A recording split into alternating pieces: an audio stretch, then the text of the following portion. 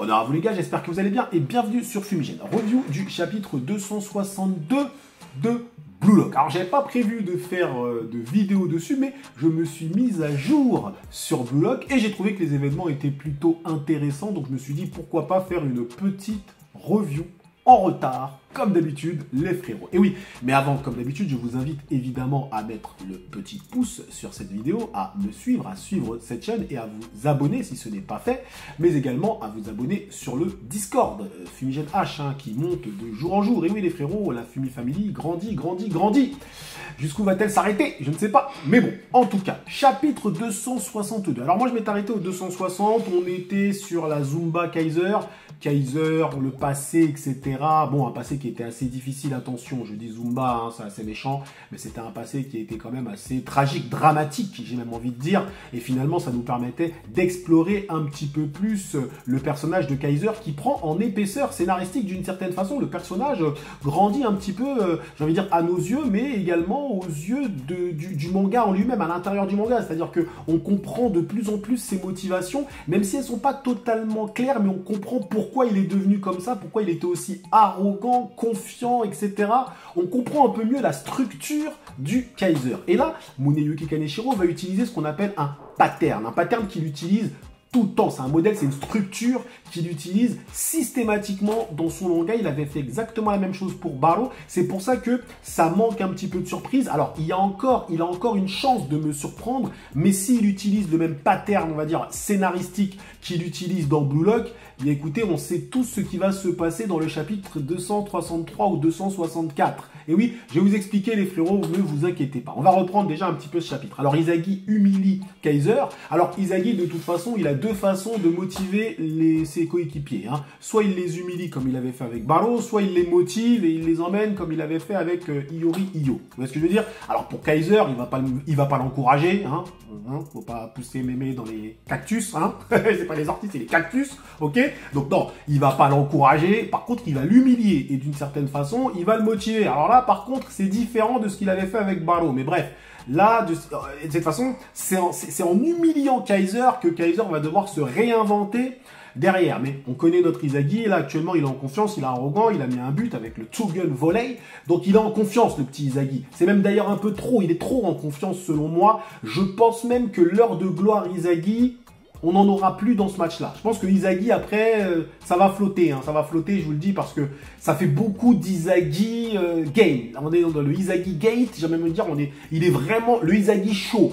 Donc là, ça fait beaucoup Izagi. Il avait bien fini l'autre match. Là, il commence avec une nouvelle technique. Ça fait beaucoup d'Izagi. Donc je pense que là, on va calmer Molo. On y va Molo. Tu vas te calmer, Izagi, et il faut laisser un peu les autres jouer. Et ça va être l'heure de Kaiser, on le sait. D'accord? Donc Kaiser devient fou. Kaiser devient complètement fou. Le mec tacle Izagi. Le gars a taclé Izagi. Non mais les gars, rendez-vous compte. On est quand même dans un... C'est encore un jeu d'équipe. Rassurez-moi, j'espère. Et le gars tacle son propre coéquipier. Je veux dire, alors, je veux bien qu'ils se détestent. Mais là, quand même, t'es entraîneur. Noël Noah sert à quelque chose. Moi, je suis entraîneur. J'ai des mecs qui se taclent. Ils sont dans la même équipe.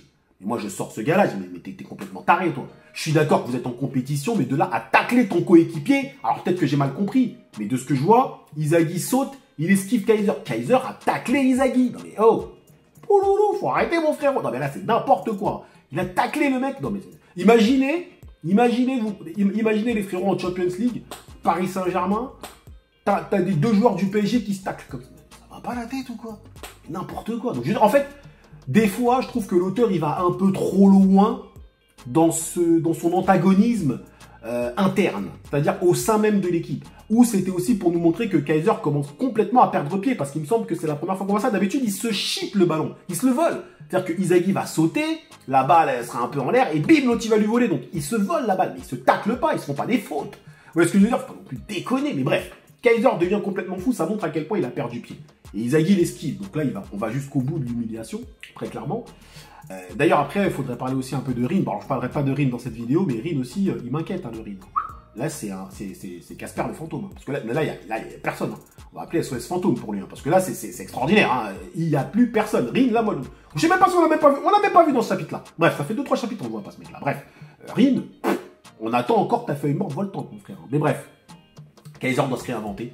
Donc, plein de phrases comme d'habitude. Ouais, je sais pas, mon trône, nanani. Bon, dans New York, on a souvent ça. Et d'un coup, il faut que je devienne zéro. Bon, ok, un zéro Michael, je sais pas quoi. Bref, il est obligé de se réinventer pour pouvoir trouver son ego. Donc, il retrouve les racines de son ego. Son ego, c'est le zéro. Donc, rien. On verra bien ce que ça va donner, cette histoire. Mais quoi qu'il en soit, Kaiser, on le sait, normalement, au 263, 264, il va marquer. Alors, pourquoi il n'y a pas de surprise dans ce chapitre et pourquoi ce n'est pas un chapitre extraordinaire, je vais vous le dire. Parce qu'en fait, Muneyuki Kaneshiro, il utilise exactement le même pattern scénaristique qu'il avait utilisé avec Ballon. Reprenez l'éveil de Ballon, lorsque c'était la première phase du Blue Lock, c'est exactement la même chose. Ballon au sol, Izagi qui lui sort une phrase « Ouais, le roi, t'es qu'un clébard ou je sais pas quoi », d'accord? Il pète un câble, il se relève, machin, avec des morts qui essayent de l'attraper, je sais pas quoi, il se relève, il prend la balle, il trouve une nouvelle façon de dribbler, et il met un but de ouf. Eh bien là, on est exactement dans la même structure scénaristique. Kaiser, il est là, Izagi qui l'humilie, il court, mais il sait pas, il tacle, il est un peu perdu, machin, nanani, il va récupérer la balle, il va mettre un but. Vous voyez ce que je veux dire? Si l'auteur fait ça, malheureusement, ça manquera de surprise. Et oui, c'est ça le problème en fait. C'est la narration. C'est pas les événements, c'est pas le scénario. C'est pas que Kaiser est en train de s'éveiller. C'est pas ça le problème. C'est pas que Kaiser trouve son ego. C'est pas ça. Le problème, c'est que c'est trop prévisible. C'est beaucoup trop prévisible. Là, à la rigueur, fais venir Rin, il lui pique la balle. Et Rin, il met un but, je te dirais, ça, je l'avais pas prévu.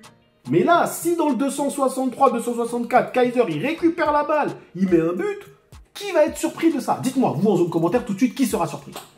Personne va être surpris de ça, c'est téléphoné comme jamais. Vous voyez ce que je veux dire?